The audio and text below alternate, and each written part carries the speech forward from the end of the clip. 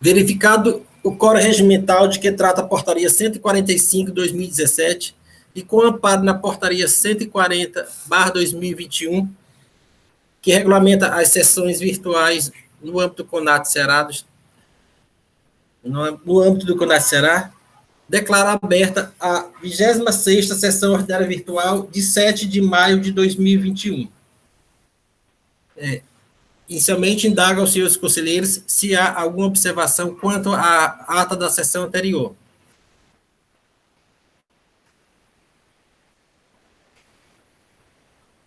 Doutor Leilson fez as observações, né, doutor Leilson? Vamos proceder às correções. Gostaria de indagar a secretária se há resolução para ser disponibilizada para assinatura. Não, senhor presidente. Então, passando para a ordem do dia, hoje teremos 4 processos. Os 2 primeiros do BAI Distribuidora de Alimentos Limitada. Serão julgados separados porque são matérias distintas. Então, anuncio o primeiro processo. Processo de recurso 1.1502/2018, aí 2018-01224. Recorrente do BAI Distribuidor de Alimentos Limitada, recorrido Seju. Relator, conselheiro Marcos Mota de Paula Cavalcante. Está presente para fazer sustentação oral de suas razões recursais o doutor Daniel Landim. E representando o Estado do Ceará, a Procuradoria-Geral do Estado do Ceará, o doutor Biratã Ferreira de Andrade. Com a palavra o relator. Bom dia, presidente. Bom dia, doutor Biratã, doutor Daniel Landim, Silvano, senhores conselheiros. O presente auto, o presente processo, ele trata de deixar de escriturar no livro fiscal próprio, inclusive na modalidade eletrônica, documento fiscal relativo à operação de entradas de mercadorias. O agente do fisco, após cruzamento das notas fiscais e seu livro fiscal de entrada, utilizando os bancos de dados fornecidos pelo laboratório fiscal, constatou que 20 documentos fiscais de entrada não haviam sido escriturados no livro fiscal de entrada do mesmo, EFD. Como forma de fornecer uma ampla defesa ao contribuinte, mesmo antes da constituição do crédito tributário, o contribuinte foi intimado a apresentar justificativa relativa a essas 20 notas fiscais. Em resposta, o contribuinte justificou que 3 documentos haviam sido estornados. Havia documento de entrada para anular tais operações. 2. 3 documentos se referiam a outras saídas, remessa por conta de ordem. E 3. 2 documentos se referiam a cargas sinistradas, cargas que sofreram roubo, conforme comunicação anterior ao CEFIT. Além disso, informou que 2 dos documentos referidos na justificativa 1, que estavam para anular os que haviam sido estornados, estavam relacionados a tais cargas sinistradas. Após analisar cada justificativa, o agente cita, item 1, entendeu que de fato é válida, de forma que exclui tais documentos fiscais das pendências do contribuinte. O item 2, entendeu que não há exceção no ordenamento jurídico de espécie que desobrigue o contribuinte a escriturar os documentos em seu livro fiscal, em seu livro de entradas, quando se trata de remessa por conta de ordem. 3. Considerando que a Cefaz já havia analisado a questão do sinistro levantada em informação fiscal e despacho próprio nos autos do processo 8529.556 de 2016, o agente resolveu manter o entendimento lá exposto, indeferindo o conhecimento do sinistro para fins tributários, com base na falta de elementos comprobatórios da efetiva ocorrência do sinistro. O período da infração foi janeiro de 2014 a 9 de 2017, infringido o artigo 276-G, inciso 1, do decreto 24.569/97, sugerindo a penalidade do artigo 1233-G da Lei 2.670/96, alterado pela Lei 16.258/2017, perfazendo um total de R$ 295.262,58.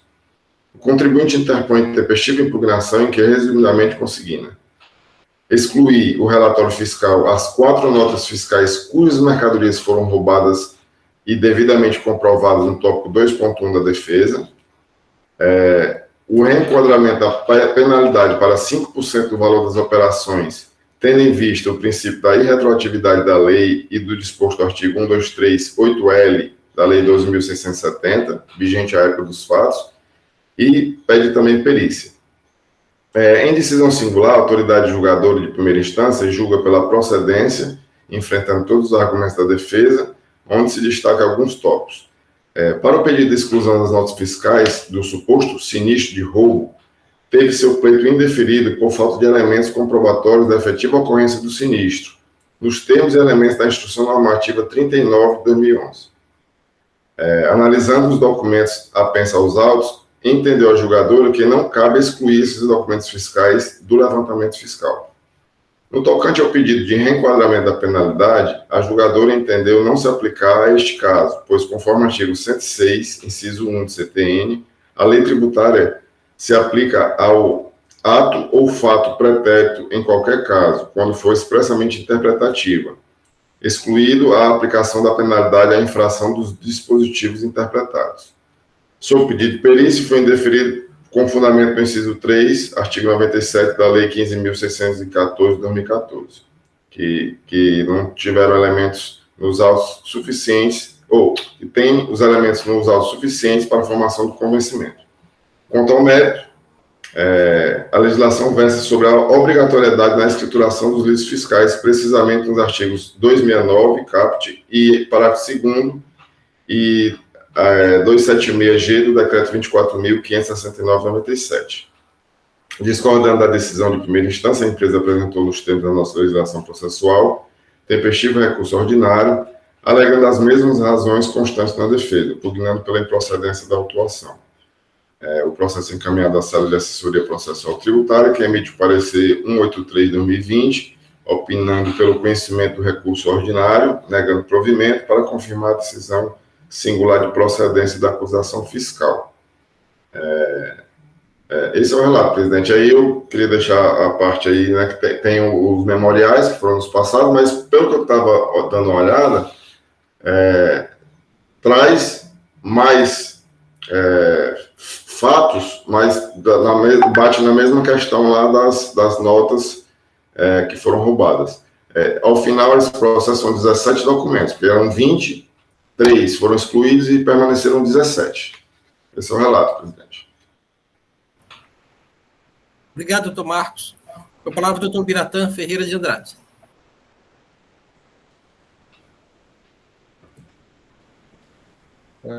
Bom dia a todos, senhor presidente, senhores conselheiros, doutor Daniel Landim, né, que não está estreando hoje, que já é bastante conhecido nosso, né, mas virtualmente sim, né, virtualmente é a segunda Câmara que assinou a sua primeira sessão.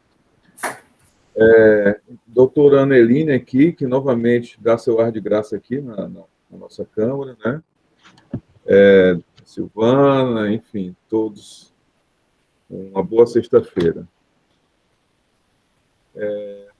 Senhor presidente, senhores conselheiros, vamos aqui procurar ser bem objetivos, depois do relato feito, até porque me parece que os contornos da autuação, da decisão, estão bem claros, né? Basicamente aqui, a gente tem a autuação remanescente relativa à ausência de escrituração de 17 documentos fiscais, né, no livro registro de entradas, e tem um questionamento aqui em relação a algumas notas fiscais, onde o contribuinte ele questiona a obrigatoriedade, ou, no caso, que elas não teriam como ser escrituradas, né?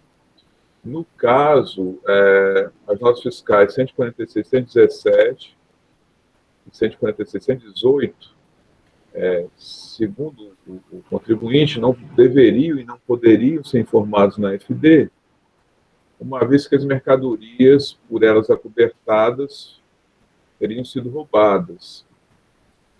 Do mesmo modo, também não poderiam ser escrituradas notas fiscais 50772 e 50773, que registravam operação de remessa por conta e ordem de terceiro e guardavam correspondência com aquelas.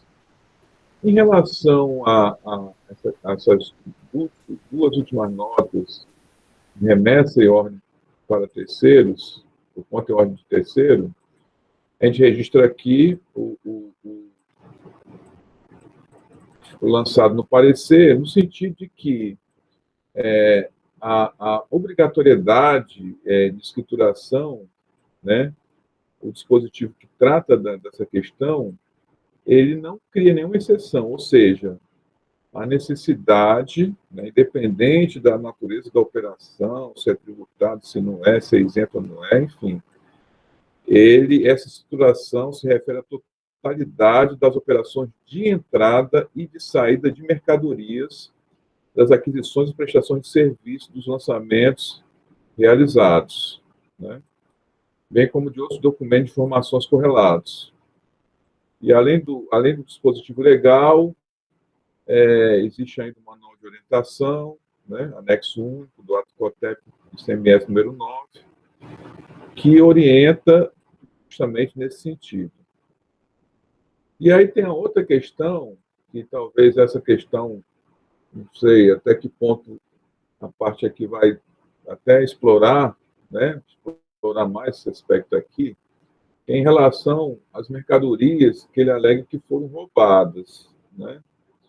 O parecer, ele não acatou essa alegação, considerando que o contribuinte, o recorrente, ele não teria atendido os requisitos impostos pela Instituição Normativa número 39/2011, né, que uniformiza os procedimentos relacionados a controle das operações com mercadorias sinistradas.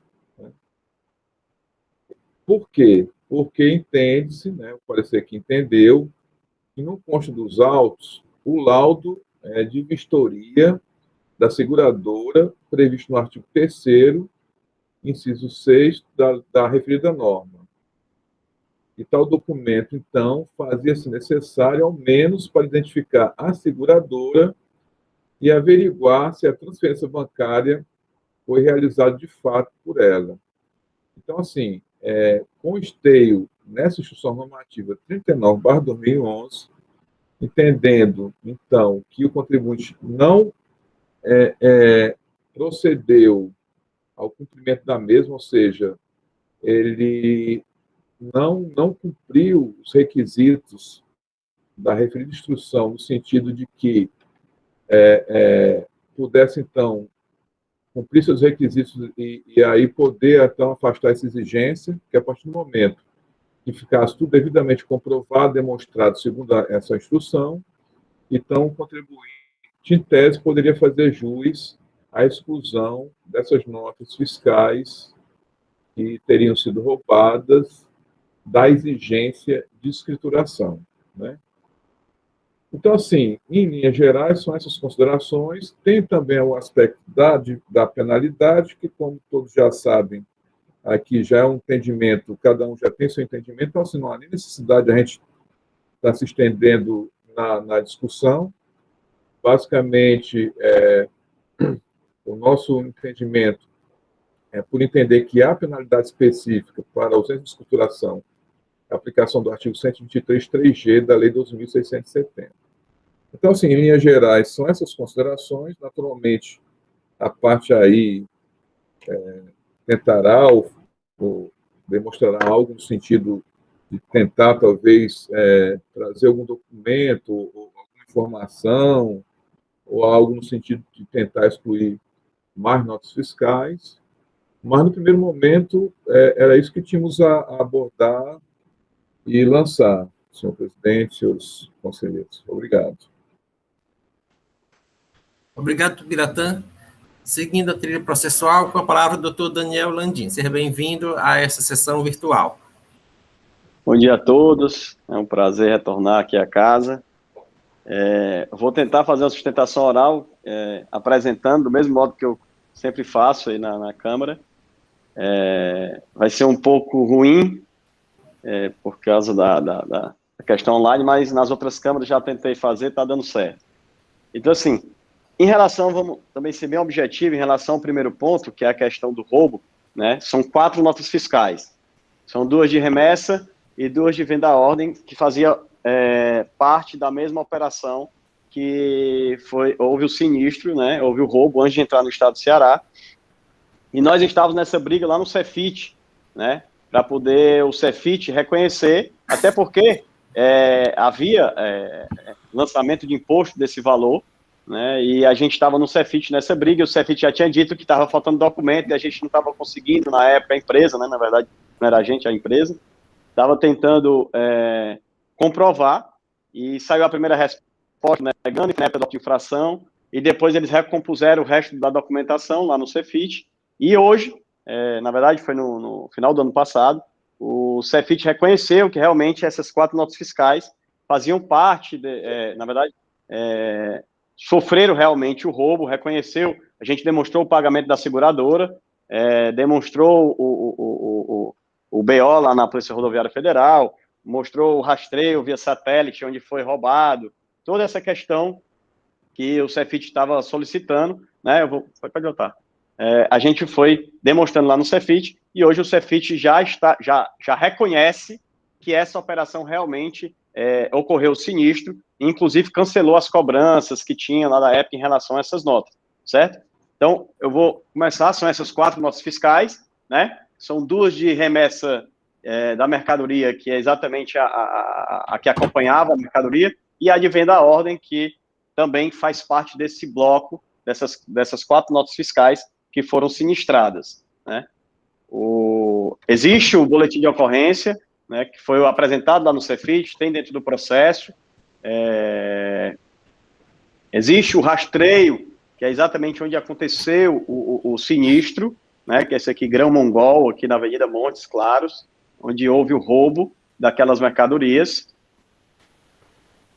Existe o pagamento da seguradora, da Swiss Corporates, R$ 743 mil, 231,24, que é exatamente o pagamento do seguro, das mercadorias que foram sinistradas.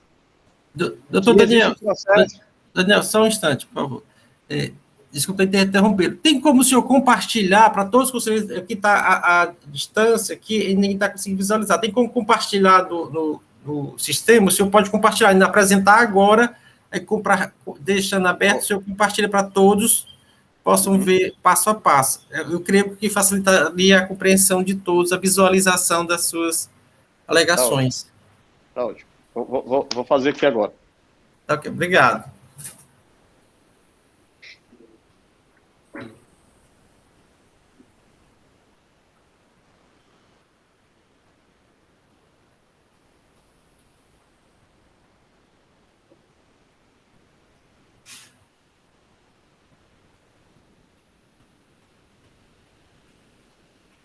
Presidente, eu fixei aqui na tela só a imagem da apresentação e eu consigo até visualizar bem aqui. Dá. Deixa eu ver aqui. Mas, assim... Vou tentar. Realmente, doutor Biratã, realmente, essa dica do doutor Biratã é perfeita. Realmente, se você fixar a imagem na tela, clica em cima da apresentação, aí a gente consegue visualizar bem. Doutor Daniel Landim, creio que não será necessário compartilhar. Os senhores conselheiros conseguiram fixar? Consegui, está vendo bem. Dá para ver bem, presidente. Pronto. Ok. Obrigado, doutor Biratã, pelo auxílio aí. Doutor Daniel, continua, desculpe interrompê-lo. O senhor tem... que é isso. É o melhor, porque aqui é tudo complicado mesmo nessas apresentações. Então, assim, só voltando, tinha volta então, já para esclarecer. Isso. Né? Passa. Então, tem o da Polícia Rodoviária Federal, o boletim de ocorrência da época, Polícia Rodoviária Federal, né, lá da época. Tem o rastreio da mercadoria onde aconteceu o roubo. Tem o pagamento da seguradora dentro da conta bancária do contribuinte, exatamente da soma dos valores das notas. Lembrando que são 4 notas porque 2 são espelhadas, né? Dá 1.400.000, mas é porque são 2 referentes à mesma operação. É a venda à ordem e a remessa propriamente dita da mercadoria. Mas as quatro notas fiscais fazem parte do mesmo bolo. o que era devido pagar era 743, que era exatamente o valor das mercadorias, né? Então, o valor pago na conta bancária, o processo deferido pelo Cefit, pela célula de fiscalização do Cefit. Eu até ia sugerir, porque realmente é bem complicado de pegar esses... Eu não sei se o doutor Leus consegue ter algum acesso aí ao próprio Citran e dar uma olhada, né? Ou então eu ia sugerir também, sei lá, alguma coisa de oficial Cefit, para que ele mandasse alguma coisa em relação a essas 4 notas específicas, para poder a gente poder ter um julgamento mais... porque eu tenho as provas aqui, mas na verdade isso aqui precisa ir lá dentro do sistema, do Citran, para pegar a veracidade das provas, né? Eu estou trazendo só os espelhos. Entendeu? Então, esse aqui é o do processo do Cefit, né, que foi deferido. Aí aqui embaixo, ó, situação isso aí tem que cancelada. aumentar um pouquinho. Dá para aumentar um pouco? Aumenta. Porque aí já está ruim de visualizar. A situação... Vem mais para cá, só para ver o número da nota. O número da nota. Cadê? 146, 117, 2017. O valor do ICMS que estava sendo cobrado e a situação cancelada, né? Vai a outra. Vai passar. Passou? Volta. Essa outra já? Pronto, tá aqui 146, 118, de 17. Exatamente a mesma situação. Elas são espelhadas, como eu disse, né? São 2 notas para cada carga, porque é de venda à ordem e a própria remessa da mercadoria que acompanhava a nota fiscal. Então, está aqui a situação também lá no Cefit, de cancelamento. E aí a história que eu estava falando, de sugerir aos senhores de repente, oficiar o Cefit para que ele emita alguma informação fiscal, né?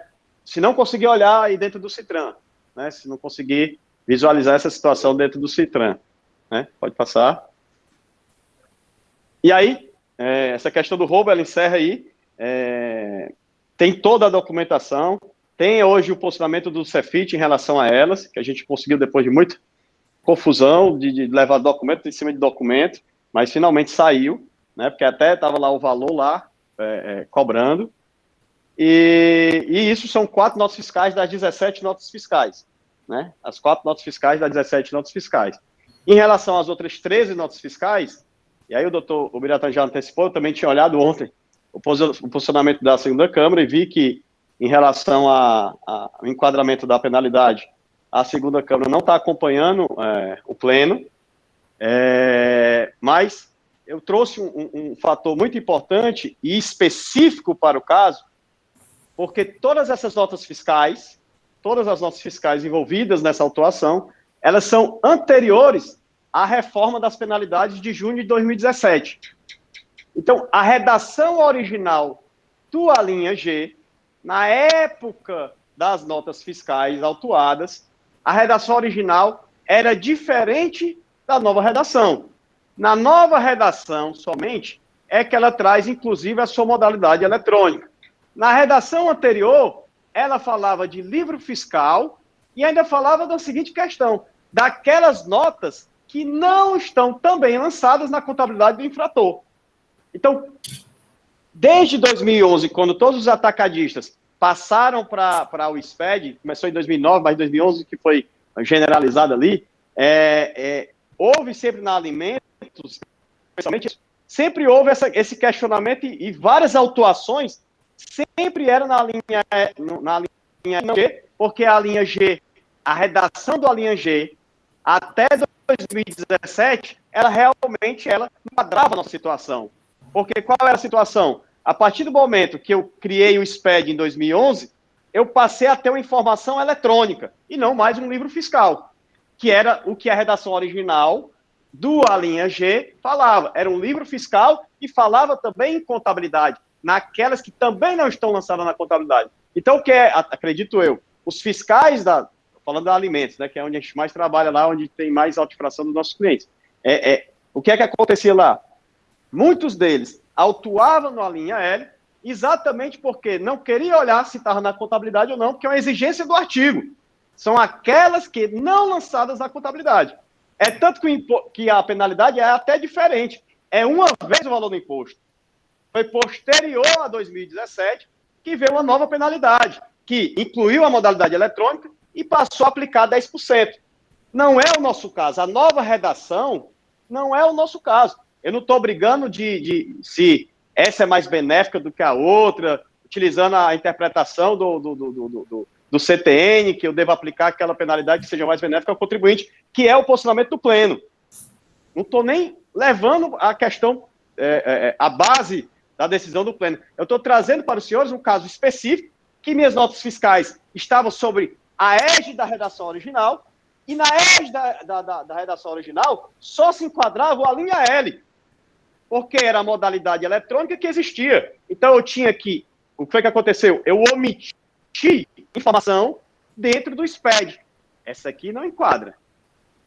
Deixar de escriturar no livro fiscal próprio, aquela que não está lançada, essa redação não tem nada a ver com o caso.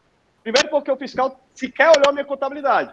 E segundo, que a gente não está falando de livro fiscal, e sim de informação fiscal dentro da modalidade eletrônica, que é o SPED que foi criado. A nova redação, sim. Ela hoje, acredito que o posicionamento da segunda Câmara, ela faz muito sentido, porque hoje ela está específica, né? Então, de 2017 para frente, faz muito sentido o que o doutor Biratã falou. Ela existe porque ela é específica, realmente faz sentido. Está aqui, nota fiscal de entrada, inclusive na sua modalidade eletrônica. E aí, faria sentido para 2017 em diante. Mas para até 2017, que é o nosso caso, que a última nota era em janeiro de 2017, que é uma fiscalização de baixo, então ele fiscalizou 14, 15, 16 e 17 até a empresa fechar. Então, até 2017, a gente não tem essa situação. A gente não tem essa situação prevista no Alínea G novo. Então, por isso é que eu suplico que seja, no caso específico, que a segunda Câmara, ela reconheça a linha L, que são os 2% atualmente, diante dessa situação existia. Até porque o fiscal sequer olhou se estava na contabilidade ou não. Né? Aí eu trago aqui como é que a setorial de alimentos fazia, que o Dr. Johnson, né? Notas fiscais não escrituradas, informações fiscais eletrônicas de entradas não informadas do SPED. Artigo 123, inciso 8º, a linha L da Lei 12.770. Era o posicionamento anterior a essa data, anterior à reforma das penalidades. Era assim que era tratado. Né? Então, inúmeros os autos de infração desse jeito. E aí, esse é o nosso apresentação bem simples. Em relação ao primeiro tópico, acredito que o doutor Leils poderia dar uma olhada, se fosse possível, mas se não, a gente fizesse esse ofício ao Cefit para que ele tratasse dessas quatro notas, né? Mandasse informação a respeito da situação dessas 4 notas, se realmente foi reconhecido roubo ou não, se restou comprovado o roubo ou não, e em relação à questão das outras 13 notas fiscais, que a gente, em razão da especificidade da situação, eu não estou falando para depois de 2017, em razão da especificidade da situação, que a gente aplique o Alínea L, como era de praxe, aplicado na época, né? E é a única coisa que cabe, né? E, na pior das hipóteses, reenquadrar a penalidade para a penalidade da época, antes das reformas das penalidades, que é uma vez o valor do imposto, se devido, e se não estiver na contabilidade, que aí teria que baixar para a perícia para que fosse olhada toda essa situação, né? Muito obrigado, desculpe qualquer coisa aí, a confusão que é apresentar assim. Obrigado, doutor Daniel, pela sua apresentação. Eu gostaria de dar ao doutor Biratã, em face dessa informação, fatos novos trazidos pelo doutor Daniel Landim na sustentação oral, se a PG gosta de se manifestar agora ou que ouvir primeiro o debate dos conselheiros. Bom, presidente, eu gostaria já de me manifestar. Com a palavra, doutor Biratã. Inicialmente, só destacando aqui que, salvo engano, observei que a doutora Elineide, ela fez uma observação que tinha localizado aí junto ao sistema, né, alguma informação relativa a essas informações que o doutor Landim trouxe aí na sustentação oral, né? Então, acho que ela vai, porque assim, tem 2 caminhos aí, né?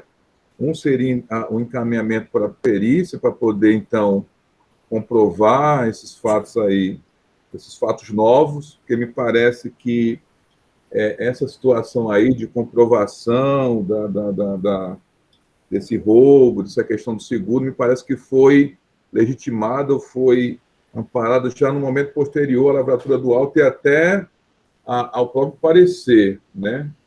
Porque no aqui, o parecer emitido 21 de maio de 2020, até então, não tinha qualquer informação nesse sentido de efetivamente demonstrar aí esse roubo. Essa questão do sinistro, da seguradora, enfim.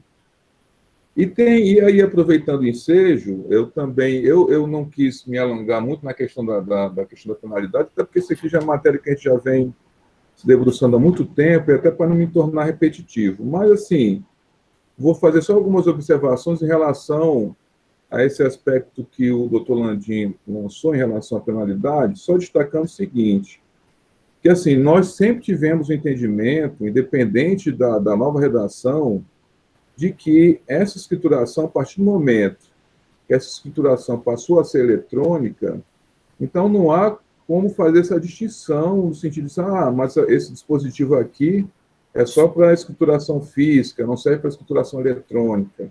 Então, assim, a única situação, ao meu ver, que justificaria uma situação dessa, de afastar essa penalidade, é se o contribuinte à época tivesse de forma concomitante uma escrituração física e outra eletrônica, que eu acho que não é o caso. Né? Aí, sim, embora eu não tivesse aqui uma escrituração eletrônica, mas tinha uma escrituração física, eu creio que ele já adotava aí escrituração eletrônica, eu creio que nem tinha mais escrituração física. Então, como é que eu vou justificar uma postura dessa?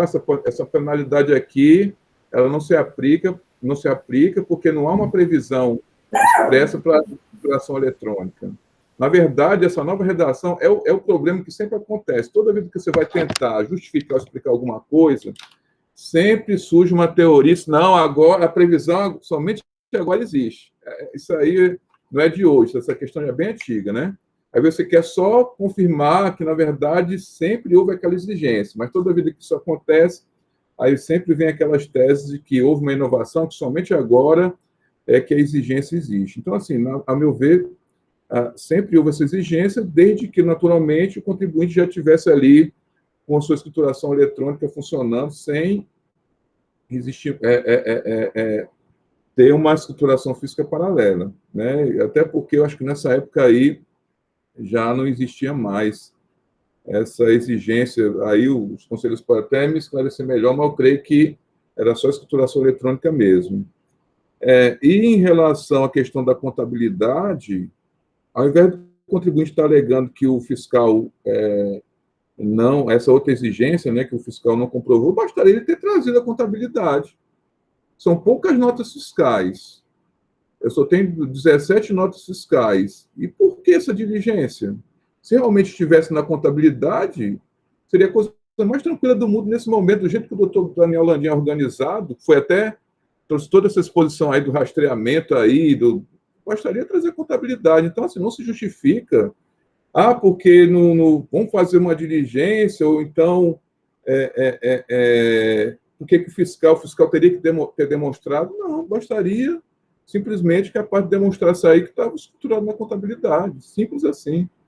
Então, assim, por esse motivo, eu não entendo que se justifique a aplicação dessa penalidade do 123.8L. Mas, em relação à questão das notas fiscais a serem excluídas, assim, me parece aí que realmente a parte aí traz elementos bem convincentes, mas aí, naturalmente, cabe-nos a examinar, né, com a devida cautela que sempre permeia essa Câmara, no sentido de confirmar esses dados. São essas considerações, senhor presidente e senhores conselheiros. Obrigado. Obrigado, doutor Biratã. Doutor Daniel Landim, o senhor querendo fazer em face da manutenção da PGE, o senhor pode manifestar novamente. Não, um minutinho, só assim, só para explicar uma coisa muito importante, porque assim, por que faz sentido a linha L? Por que que antigamente a penalidade na linha G, ele era uma vez o valor do imposto e era uma penalidade mais agressiva do que a da linha L? Porque antigamente, antes das informações eletrônicas, quando a nota fiscal física ela não era escriturada no livro fiscal, o fisco não teria como saber nunca. Ele nunca ia saber, né? A partir do momento que você tem o complexo do SPED, onde você tem a escrituração fiscal digital, a nota fiscal eletrônica, onde o Estado hoje tem todas as informações na mão, faz muito sentido, durante esse limbo, ter ido para os 2%. Porque o Estado tinha a ponta, que era a nota fiscal eletrônica de entrada, e tinha o SPED, né? Tinha a escrituração fiscal eletrônica, escrituração fiscal digital, que ele poderia ter acesso a essas duas informações. E aí diz lá o OL, quando você omite uma informação dentro do SPED fiscal, quando você deixa de informar algo dentro do SPED fiscal, você tem que ser apenado a 2%. Por quê? Porque o Estado sabe de tudo. Porque a informação eletrônica contra outra informação eletrônica. São duas informações eletrônicas que o Estado tem na mão. Esse é o primeiro ponto. O segundo ponto, né, é em relação à redação original. Todas as minhas notas, elas estão sujeitas à redação original. Só deve aplicar a nova redação, certo? Que é a penalidade de 10%, se ela for mais favorável a mim, for mais favorável à empresa. Ou seja, uma vez o valor do imposto, para mim é mais benéfico. Eu quero que seja aplicadas, caso não seja o 2%, seja aplicado a redação original, que ela exige uma vez o valor do imposto, todas essas mercadorias estão vindo de São Paulo, é 7%, é menor do que 10%. Então, esse aspecto, e a redação original, ela fala o quê? Quando for fazer o cálculo, tem que se verificar a contabilidade. Não é que eu tenho que fazer isso, não é o contribuinte que tem que trazer isso. Na verdade, o fiscal tinha a obrigação de fazê-lo à época, porque ele estava sob a égide da redação original. Esse é o posicionamento da defesa. Ok? Obrigado, doutor Daniel. O processo está em debate com os conselheiros. Antes, como nós temos aqui a doutora Lúcia Muniz, que é do trânsito, e ela conhece bem esse sistema. Doutora Lúcia Muniz, ela conseguiu verificar esse processo no CITRAN? Presidente, foi a doutora Lúcia que se manifestou por escrito? É porque eu vi durante a manifestação do doutor Daniel Landim, consegui localizar. Para mim tinha sido a doutora Maria Lineide, foi não, né? Foi a Lineide, mas a doutora Lúcia tem acesso ao CITRAN aqui, ele pode só auxiliar aqui com relação a essas 4 notas fiscais. Só explicando o que eu tinha conseguido localizar, tinha sido os dados que a Aneline colocou sobre os memoriais. Certo? Eu estava tentando acessar, mas eu não tenho acesso ao sistema do VIPROC. Doutora Lúcia, tem como verificar agora? Eu estou consultando. Esse processo que você me mandou, 073-509-66-2019, são 2 notas, 146117, 146118, foi deferido. Dia 5 de maio de 2020. Ok? Tá certo. Então, não...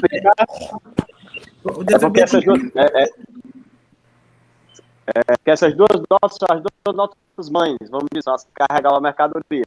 E aí tem as 2 ordens, né? Exatamente. Esse processo tem 2 notas e ele foi deferido. Pronto. Que são as 2 notas referentes... se pegar, dentro do memorial, eu coloquei as 4 notas. As 4 notas são 2 que carregam a mercadoria que fazem referência à mercadoria. Que foi sinistrada. Exatamente. Essa mercadoria, essas 2 notas, refere-se ao processo de sinistro. Foi deferido. Deferido, né, doutora Lúcia? Foi sim. Tá, obrigado. Doutora Lúcia, depois você compartilhar para os conselheiros, para o relator, doutor Marcos Mota, essa informação? Posso sim. Obrigado. Então, senhores, o processo está em debate. Doutor Henrique Gereissati, com a palavra. Primeiramente, gostaria de cumprimentar a todos aqui presentes, né? Os conselheiros, doutor Biratã, doutora Silvana, doutora Lúcia, doutor Daniel. Doutor Daniel, achei muito interessante a sua apresentação, como sempre, muito didática, né? Assim, mostrando, trazendo os pontos aqui para visualização de todos, né? E entrando no detalhe do auto-infração. Com relação à penalidade, doutor Daniel, eu sinto falta, na realidade, como o doutor Bira também colocou, com relação à relação dessas notas fiscais, se elas estão efetivamente escrituradas na contabilidade da empresa, né? Então, aqui, até em função do princípio da verdade material, interessante seria se a gente tivesse alguma comprovação que essas operações efetivamente estão escrituradas, né? Porque pela redação do artigo, como foi bem colocado, né? Acho que não se trata, a dúvida não é em relação se é livro físico ou se é livro digital, né? Ou livro escrituração digital, mas sim com relação se as duas condições se adequam à penalidade imposta, né? O senhor trouxe aos autos alguma informação em relação a isso que possa nos ajudar? Na verdade, é o seguinte, lá a redação original, primeiro ela fala que tem que ser uma vez o valor do imposto, que é o que eu estou solicitando, né? Que teria que refazer o cálculo para uma vez o valor do imposto, e fala da necessidade de olhar isso na contabilidade. Eu realmente não fiz, né? Como iria se fazer o cálculo, caso... porque vou explicar mais ou menos o que aconteceu. Eu tinha certeza que os 2% ia passar e para a gente estava satisfeito. Quando eu fui olhar ontem a jurisprudência da segunda Câmara, ela é a única que ainda não acompanha o pleno, certo? Então, eu acabei tendo que me virar nos 30, foi ontem à noite. Então, sendo bem sincero, o que eu estou suplicando é que seja aplicada a penalidade mais benéfica, que é a penalidade da época, né? E dentro desses cálculos, se fosse enviado para a perícia, eu ia apresentar a questão da contabilidade. Obrigado, Daniel Landim, pelo esclarecimento. Prossiga, doutor Henrique. Não, presidente, era essa a dúvida que me ficou, né, com relação ao que foi apresentado, né, com relação a efetivamente se tinha sido ou não apresentada essa escrituração na contabilidade, né. Com relação ao enquadramento da redação da época, a gente sempre tem se posicionado por isso, né, o doutor Leilson até é muito diligente em relação a isso, sempre lembra dessa conta mais benéfica, assim que a gente tem se posicionado. Teriam só esses questionamentos para a gente trazer aqui para o debate. Obrigado, doutor Henrique. O processo segue em debate, senhores conselheiros. Presidente, eu gostaria de fazer algumas considerações a respeito da aplicação retroativa. A gente tem notado que, indevidamente, a fiscalização ela tem retroatividade desse dispositivo trazido pela Lei 16.258/2017, aplicando-se a fatos anteriores à edição da lei, né? Acho que essa lei é de julho de 2017, aplicando a fatos anteriores a isso. Há um equívoco muito grande, e esse equívoco eu já vi ser cometido por julgadores aqui no contencioso, por pareceristas também, aqui da assessoria processual tributária, e também pela fiscalização. Ou seja, é de que você só pode aplicar preteritamente uma lei de natureza penal, que tem sanção pecuniárias, se ela é benéfica ao contribuinte, né? Para ser benéfica ao contribuinte, é preciso que se tenha essa demonstração nos autos, na informação complementar, aplicando-se a lei redação originária da época e aplicando-se a lei, a redação trazida pela Lei 16.258/2017. Alguns fundamentam na justificativa daquele dispositivo do CTN que se trata de fato gerador pendente. É absurdo. Isso não tem nada a ver com o fato gerador pendente. O fato gerador pendente, aqui alude o CTN, é quando o fato gerador ainda não se completou, não se consumiu. Bem claro, de fato gerador pendente, a doutrina sempre trouxe, e aí isso vem desde época do ICM, é a questão do imposto de renda, que o fato gerador do imposto de renda, ele só se consuma, só se complementa no dia 31 de dezembro do exercício. Embora que todo mês, janeiro, fevereiro, março, as pessoas jurídicas, as pessoas físicas, elas façam a retenção do imposto e façam esse recolhimento, né? Mas ali não se complementou, não se consumou o fato gerador. Então, assim, em novembro, em dezembro, em novembro sai uma lei nova do imposto de renda, e aí eu posso aplicar essa lei nova aos fatos anteriores, a outubro, setembro, agosto, julho, até janeiro daquele exercício? Sim, porque o dispositivo CTN deixa claramente que pode se aplicar a lei de forma retroativa quando se tratar de fato gerador pendente. O fato gerador do CMS, ele se consuma na própria circulação jurídica da mercadoria ou da prestação de serviço. Então, o ICMS, ele não tem um fato gerador pendente. Todos os fatos geradores do ICMS são instantâneos a partir do momento da consumação da sua hipótese de incidência prevista em lei, né? Então, o que é que acontece? O que é que se faz sempre, que eu tenho visto sempre, a gente tem visto muitos aqui, desse entendimento de que se aplicar a Lei 16.258, 2017, a só anteriores a ela. Aqui eu acho que eu tenho 2014, e acho que o exercício da autuação aqui vai de 2014 até, deixa eu ver aqui, eu não tenho assim, mas acho que é 2014. Final de 16, doutor. Até o final de 16, né? Pois em janeiro de 2017 ou outro. É isso? Ou seja, eram fatos anteriores à lei, né? Isso, pronto. A lei, a observação que eu fiz. Então, veja bem, não se pode aplicar esse caso, salvo se for retroatividade benigna, né? Então, assim, essa Câmara sempre, para aqueles que entendem pelo 3G, sempre entende pela manutenção da redação original, né? Sempre entendeu. Eu observei, neste caso, que você tem operações tributadas e você tem operações não tributadas. As operações tributadas, aqui pelo que na planilha trazida pelo agente fiscal, ela daria uma base de cálculo de 1.743.000, com aproximadamente, com ICMS destacado, R$ 176.793, R$ 176.793,54. E as operações não tributadas orçariam em torno de R$ 138.000, com uma multa de 10%, na faixa de R$ 3.868,73, o que dá uma multa total, e as operações não tributadas, estas câmaras sempre têm entendido que seria o caso de aplicação da multa de 10% lá fixada no artigo 126.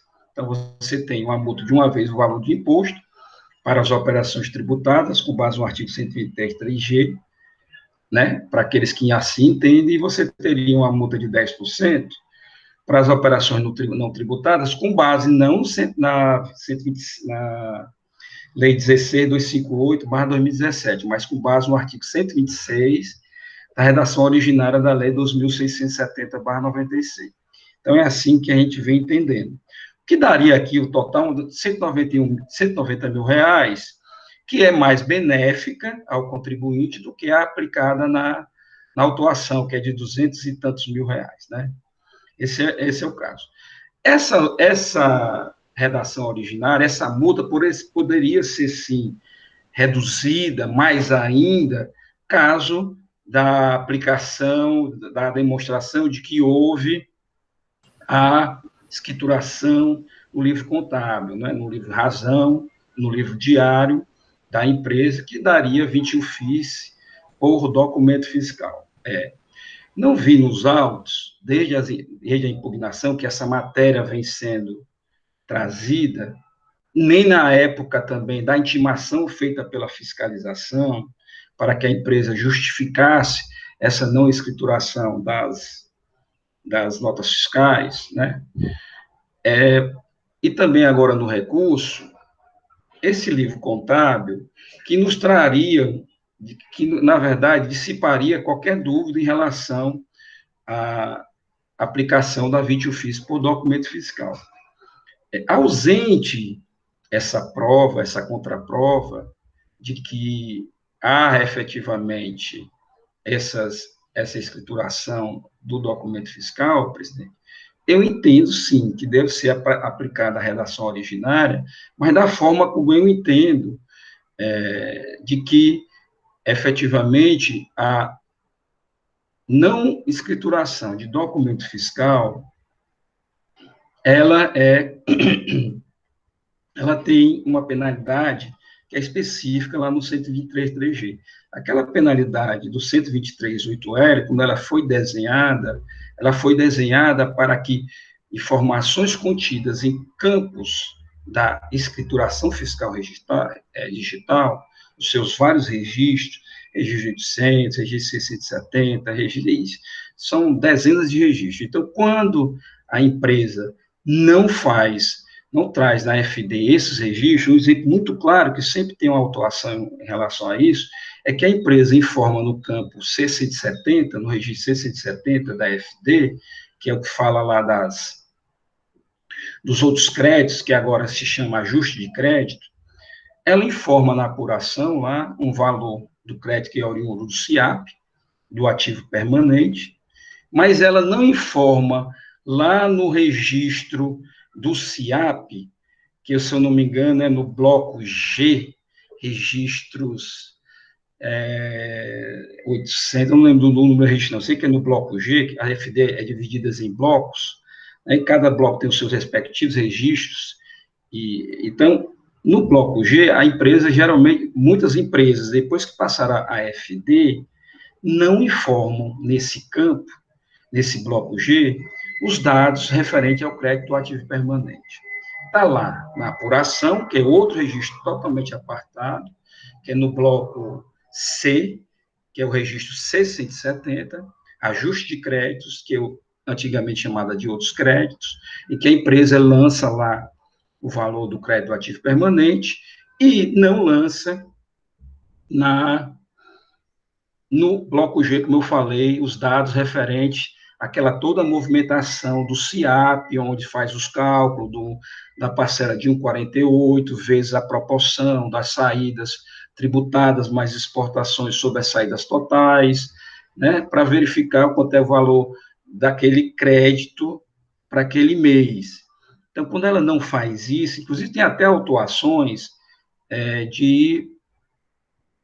por crédito indevido, que eu acho aí uma autuação indevida, quando também o contribuinte traz aos autos, né, elementos que dão sustentação àquele crédito lançado no livro de apuração, né? A autuação seria pela não informação desses dados do crédito ativo permanente na FD. Aí se atrairia aquelas 1.000 FICs, né, limitada a 2% dos valores das operações, do 8L.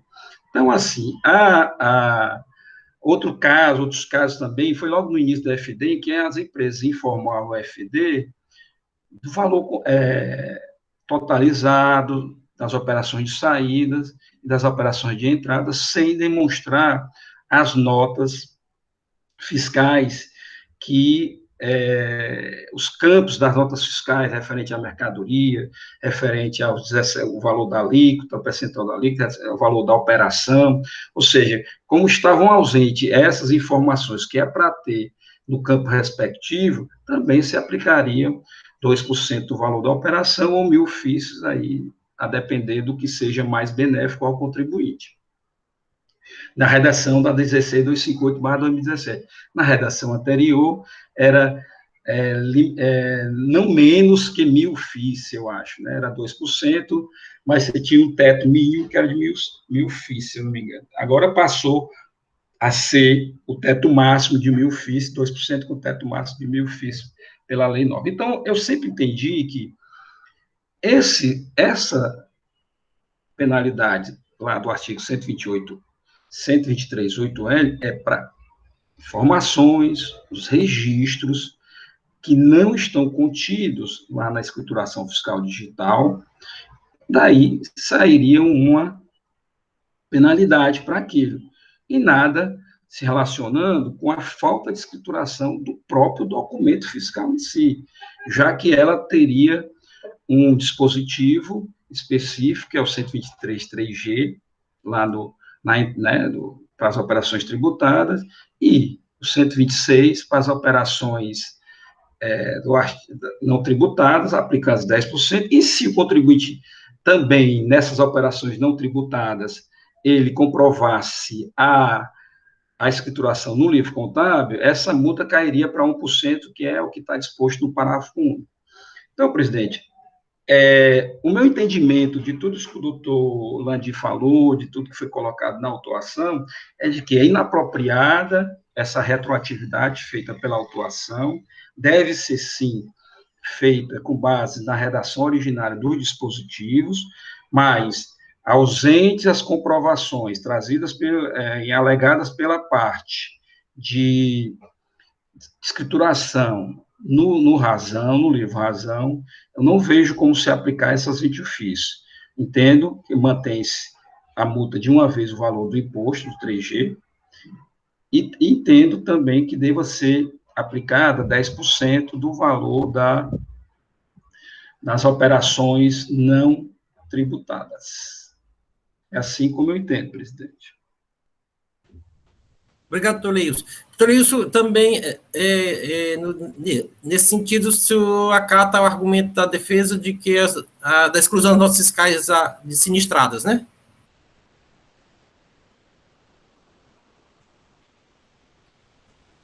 Doutor Leilson, sim, presidente. Sim.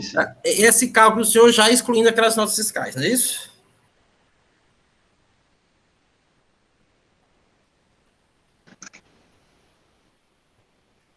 Doutor Leilson. Não exclui ainda, não. Já fiz o cálculo com as exclusões, presidente. Das 4 fiscais. Isso, eu entendo também que, no caso aí, está comprovado a não ocorrência dessas operações. Senhores, o processo continua em debate.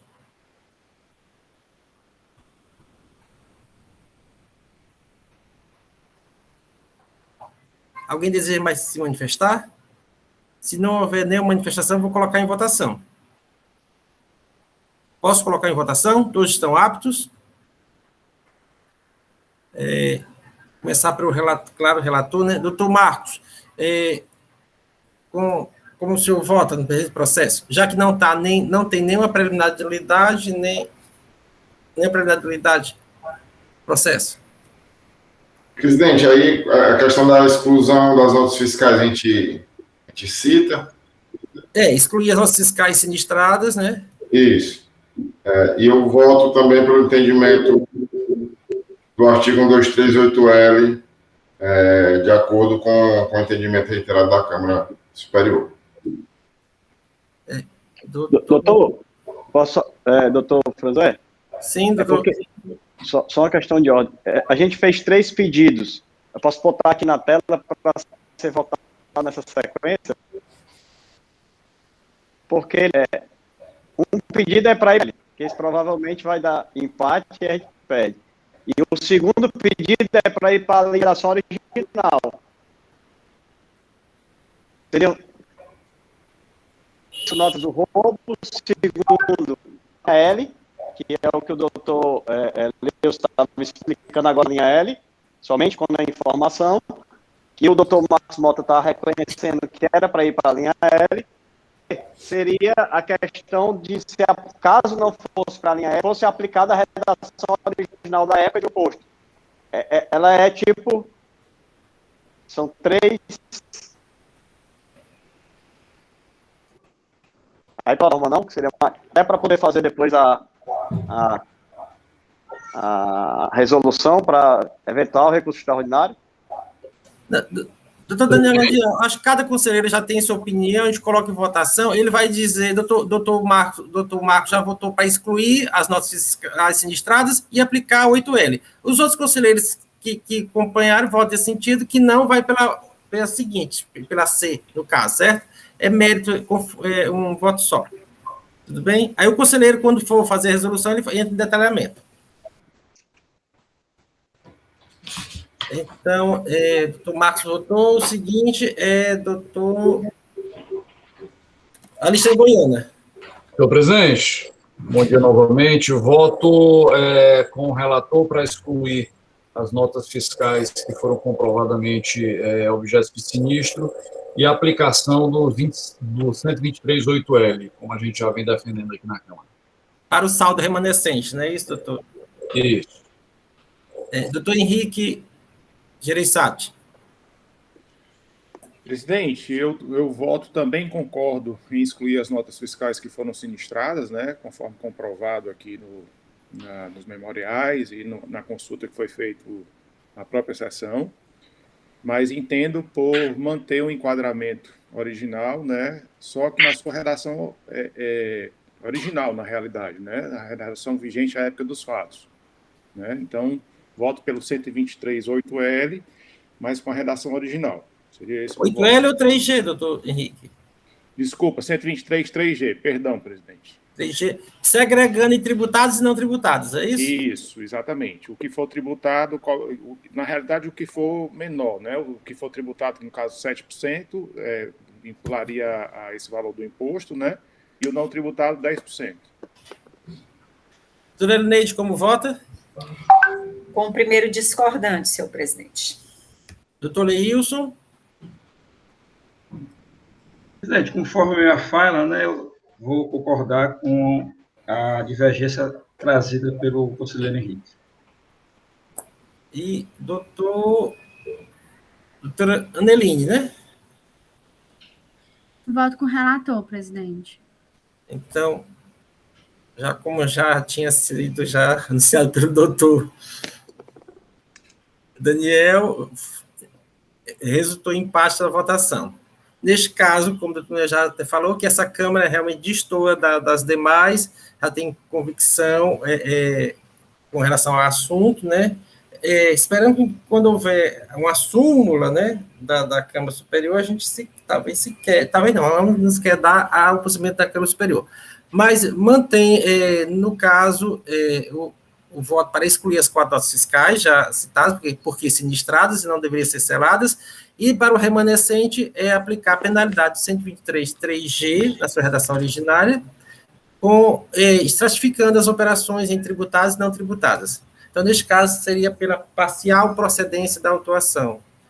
Fica designado como relator o doutor Henrique José Leal Gereissati por ter proferido o primeiro voto divergente e vencedor. Esta decisão para este primeiro processo.